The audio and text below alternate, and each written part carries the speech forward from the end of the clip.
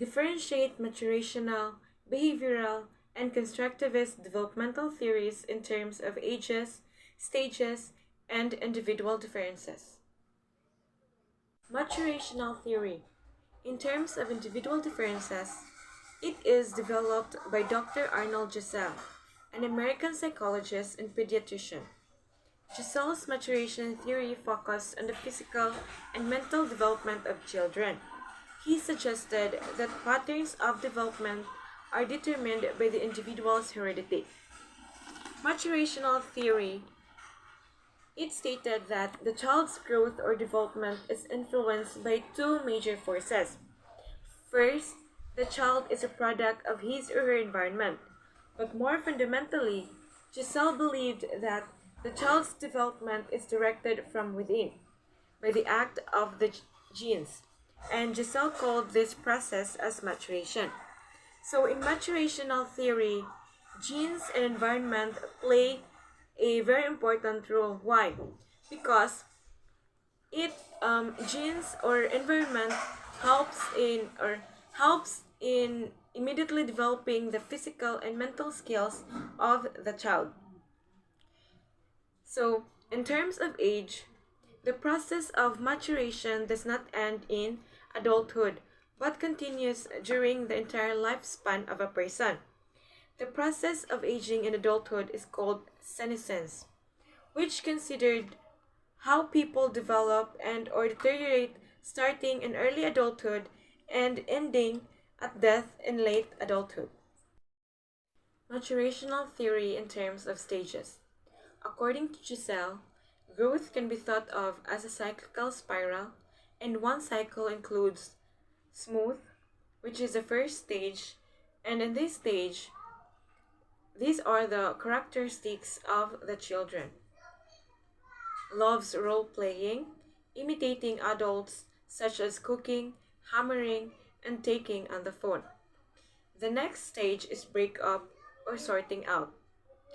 The characteristic of the children in this stage are inflexible, cannot adapt or give in or wait, no is used often, loves to conform and cooperate, likes to share, loves new words, and language development has improved tremendously. Next is inwardizing. In this stage, the characteristics of the children in this stage is tremendous change, marked insecurity, and lack of coordination. The next stage is expanding. The characteristic of the children in this stage is tireless bundle of energy, language may shock you, and in drawing tends to improve. Lastly, neurotic. The characteristic of the children in neurotic stage or age of opposition, uncertainty, and unpredictability, may have nightmare and borrow characteristics from adjacent age.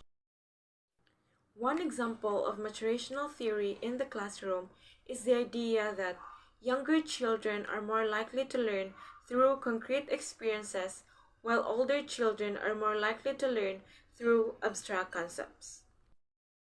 Constructivist theory. In terms of individual differences, constructivist theory is based on the historical works of Piaget and Vygotsky. It is learning using prior knowledge and connecting it to new information. Constructivist theory is the theory that says learners construct knowledge rather than just passively take in information. As people experience the world and reflect upon those experiences, they build their own representations and incorporate new information into their pre-existing knowledge. So, in constructivist theory, children make new information through constructing their knowledge and form it into a new one. And in terms of age, constructivist theory happens from birth to adult age. And for the stages, Vygotsky created three stages of speech and language development, which are the external, egocentric, and inner speech. External speech happens or begins at birth to age 3. External speech is when babies learn through interactions from their caregivers. Babies learn how to share what they need and also learn that can earn approval and disapproval from their caregivers. Next is egocentric speech. This occurs from ages 3 to 7. It focuses on an egocentric child using the social aspect of thinking out loud to solve problems and then remember them for the next time.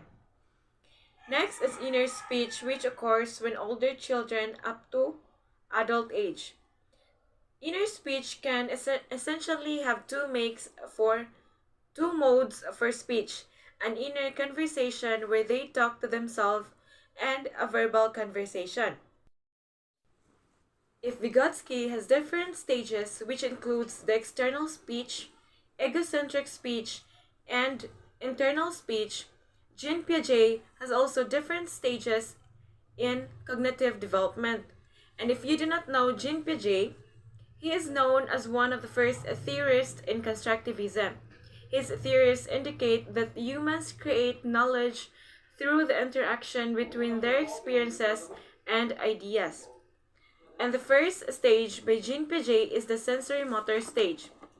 This stage focuses on physical sensations and on learning to coordinate his or her body. Next is pre-operational stage. At the beginning of this stage, the child does not use operations, so the thinking is influenced by the way things appear rather than logical reasoning. Next is the concrete operational stage. By the beginning of the concrete operational stage, the child can use operation, so he or she can converse quantities. During this stage, children begin to think logically about concrete event, or begin to understand the concept of conservation. Informal operational stage. In this stage, the child gains the ability to think in an abstract manner, the ability to combine and classify items into a more sophisticated way, and the capacity for higher order reasoning. Behavioral theory. In terms of individual differences, it is based upon the theories of theorists John B. Watson, Ivan Pavlov, and B.F. Skinner. Behavioral theories of child development on how environmental interaction influences behavior. So, behavioral theory focuses on the idea that all behaviors are learned through interaction with the environment. This learning theory states that behaviors are learned from the environment and says that innate or inherited factors have very little influence on behavior. In terms of age, behavioral theory is experienced at different ages in childhood, directly dictate personality and behavior patterns in the later adult. In terms of stages, behavioral theory has 6 different stages in terms of behavioral change according to the trans-theoretical model of change. So first is a pre-contemplation stage. At this stage, people are not yet aware of the negative behavior they need to change. Next is contemplation stage. At this stage, people are aware of the negative consequences or problems, but they are not yet ready to change their unhealthy behavior. Next is preparation or determination stage. This is the phase when a person is ready to make a change. They become committed to changing and motivated to take the necessary steps. Next is action stage. At this stage, people use the strategies they learned in the previous phase to start a new healthy behavior. Next is maintenance stage. In this stage, people have made progress and realized the benefits of changing. Lastly is the relapse stage. This stage is when people slip back into their old behavior and habits. Relapsing is a normal part of the process of change. So, as a teacher, look for new and better strategies to deal with it. So, the difference between the three is that in maturational theory, children learn and enhance their skills according to their genes. And in constructivist theory, children learn and enhance their skills and capabilities through constructing their own knowledge. While in behavioral theory, children learn, develop, and enhance all their skills through the interaction of the environment.